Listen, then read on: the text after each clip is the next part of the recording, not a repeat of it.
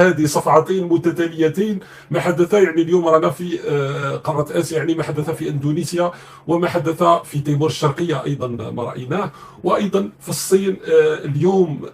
يعني الكوارث تاع الدبلوماسية الجزائرية والفضائح الكبرى هذه في قضية أيضا مالي التي حققت انتصار دبلوماسي كبير على نظام لا وزن لا هيبة لا مواقف. في الصين أيضا راح نتكلموا، هناك صفقة أسلحة يعني مهمة كبيرة بالنسبة لدولة مالي. احنا كنا توقفنا هنا في اندونيسيا، كنا متوقفين هنا، ولما بطبيعه الحال منع اندونيسيا التي وضعت شروط اليوم كل شيء على ما يرام، حتى الوجهه تاع الصوره ماهيش مقلوبه. راني حاولت بدلت الاعدادات، شكرا انكم اكدتوا لي على ان الصوره، نتمنى الصوت ايضا ما فيش اشكال. على كل حال يجي وقت ربما نحاولوا بعدا نشوفوا تكون صيغه ولا يكون جو، لكن لازمها وقت، لازمها ناخذوا الوقت اللازم، ولازمها الميزانيه تاعها حتى نحطوا يعني المعدات اللازمه. لكن ربما نفكروا في هذا في مراحل اخرى صراحه، يعني حتى العرض تاع الفيديوهات بالطريقه هذه تاع هاتف ثاني ولا هذا، احنا المهم على كل حال تصل الرساله. لكن اكيد انه الجانب هذا عنده اهميه، خصوصا الناس اللي ربما يشوفوا في شاشات كبيره وغير ذلك. قلت لكم انه توقفنا في اندونيسيا التي وضعت شروط صارمه جدا بالنسبه لدخول الوفود، الزاميه الشارات، يعني حتى الناس تقدر تدخل للاجتماع هذاك اللي هو اجتماع تاع شراكه افريقيه اندونيسيه. وهذه اجتماعات الشراكه باش نذكروا، يعني مش باش نزيد نعاودوا دائما نرجعوا للقضيه هذه، لكن للاسف يعني هذه هي اللي تعطيكم الصوره تاع ما حدث في الان. لو نعملوا حوصله، أين نحن من كل هذه المبادئ؟ حين تستدعى 55 دولة للاجتماع بدولة واحدة.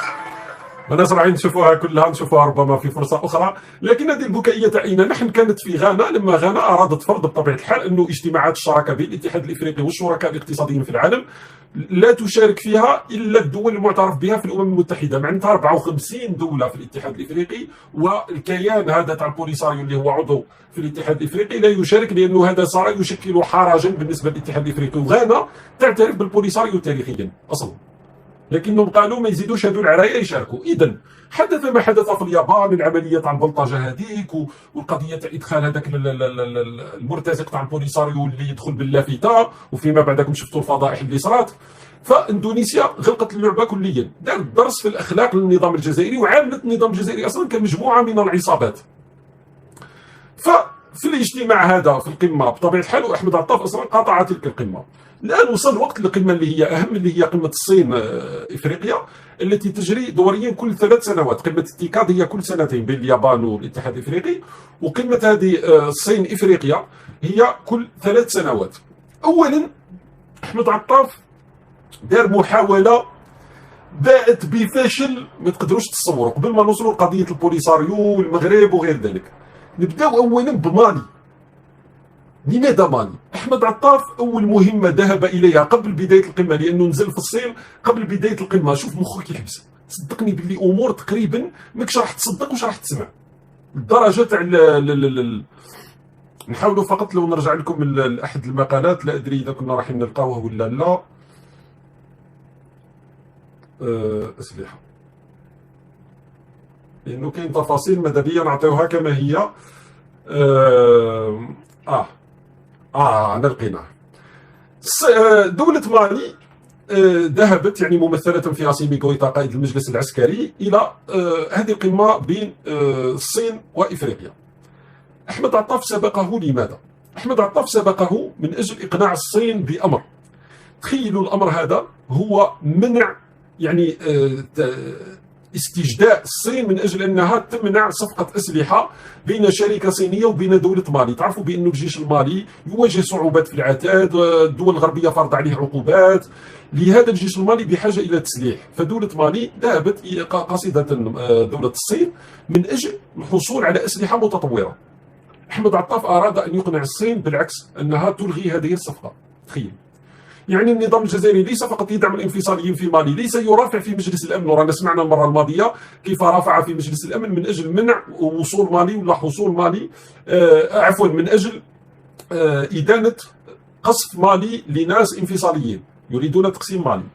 وقتها قال قرأت في الصحف، ورد عليه ممثل مالي في الأمم المتحدة، قال له يعني ما هذا المستوى؟ قال له صدم ممثل مالي في الأمم المتحدة، قال لي كيف دبلوماسي يقول كلام خطير مثل الكلام اللي قالوا في مجلس الأمن بناء على تقارير قرأها في الصحف. شوف يعني نظام لا وزن لا هيبة لا مواقف وين وصلنا يعني، والحماقات تاعهم. إبا في القضية هذه أحمد عطاف والتقى أصلا منذ أسبوع لسببين بالسفير الصيني في الجزائر. السبب الأول هو هذه قضية الأسلحة، السبب الثاني هو إشراك البوليساريو في قمة الصين إفريقيا. السبب الأول نشوفوا النتيجة، وأنتم على ما أظن قولوا لي في التعليقات ماذا تنتظروني. في رأيكم الصين يعني راح تلبي طلبات نظام لا وزن لا هيبة لا مواقف؟ الأسلحة هذه هي المدرعات على كل حال، والنتيجة راهي أمامكم. وترك نقرأ لكم جزء، عفوا النتيجة راهي أمامكم، سأقرأ لكم جزءا. مالي توقع اتفاقا عسكريا مهما مع الصين في خضم العقوبات. بطبيعة الحال الصين وقع المجلس العسكري في مالي عقدا مع شركة نورينكو الصينية لتوريد معدات عسكرية متقدمة تشمل الطائرات من دون طيار والمركبات المدرعة. بطبيعة الحال هذا العقد بين مالي والصين مهم جدا، وشركة نورينكو هذه مهم جدا بالنسبة لدولة مالي، وراح يغير المعطيات في منطقة الساحل بطبيعة الحال، لأنه كانوا محتاجين بالإضافة إلى تقديم التدريب ونقل التكنولوجيا في مجالات الدفاع الرئيسية، لدرجة أنه شوفوا النتيجة تاع القذارة تاع أحمد عطاف. وأشار كامارا إلى أن الشركات الصينية قامت بتسليم المعدات العسكرية للجيش المالي دون انتظار الدفع، وقد تم تسوية العقد بعد رفع العقوبات. يعني الصين قالت لهم خذوا الأسلحة والدفع فيما بعد. هي بطبيعة الحال الصين عندها مصالح في المنطقة في دولة مالي، هناك بعض المواد في باطن الأرض المالية تحتاجها الصين، وهذا أمر طبيعي يعني كل دولة تخدم مصالحها. لكن اليوم مالي اضطرت إلى الذهاب للصين وطلب الدعم الصيني لأنه عندها في شمالها سرطان شمال إفريقيا صراحة. يعني تتخيل أنه جارك يرافع من أجل حرمانك من تسليح راح يحمي الأمن القومي لمالي، كما تتخيل أنه جارك يحاول تقسيمك منذ أكثر من 50 سنة. بالنسبة للجارة الغربية على كل حال قذارة النظام الجزائري سرطان شمال إفريقيا صارت لا تحير، وصارت ليست بغريبة على أحد. لكن شوف المستوى اللي وصل له النظام هذا المتعفن. بطبيعة الحال الصفقة هذه تمت.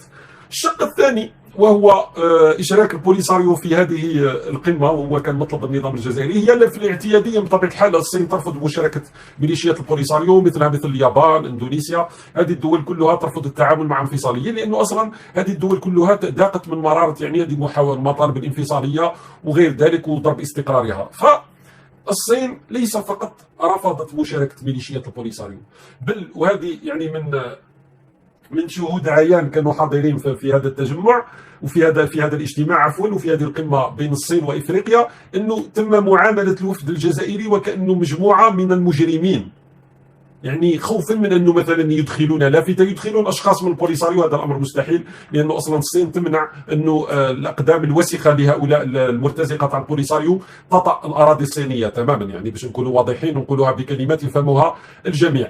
لكن الصين يعني توجست من امكانيه انه النظام ربما يحاول هذا الوفد الجزائري شيء، ولو انه في الصين صعب الامر، لانه الصين تعرفوا انه التعامل قاسي، الوزن تاع الصين في العالم وغير ذلك. يعني هذه الاجتماعات يكون كل شيء لا مجال فيه. اليابان عندهم تاريخيا بطبيعه الحال طبيعه مختلفه في الامور هذه في الدبلوماسيه وغير ذلك، لكن الصين لا مجال لانه يكون اي خطا او اي تجاوز او اي مسرحيه او صراخ او ناس تتقاتل او ناس تتضارب او ناس تصرخ او لافتات مزوره، كل شيء على اصوله.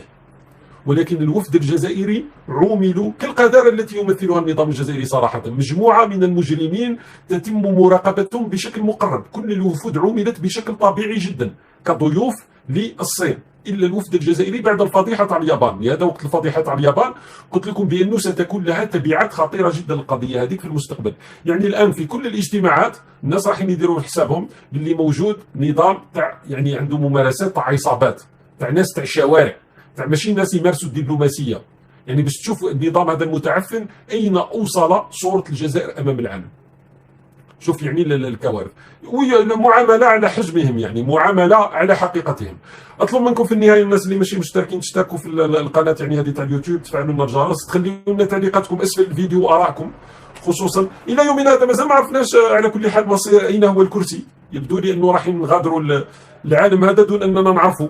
الصورة هذه اللي راح تبقى تحيرنا لا أدري متى، يعني غياب الكرسي في الصورة هذه صراحة أنا مازال محيرني إلى يومنا هذا. وجود السرير على كل حال لم يكن هناك أي رد فعل رسمي من البوليساريو أو من النظام الجزائري على إقصائهم من هذه القمة لميليشيات القمة الإفريقية الصينية والقمة الإندونيسية الإفريقية. يعني لم يكن هناك أي رد فعل رسمي، السكوت، الانبطاح، الخضوع، ويعود الوفد الجزائري صاغرا دون أن يكون قد حقق أي شيء في إندونيسيا أو في الصين. شكرا لكم، ليلة سعيدة، والملتقى في قادم الأيام.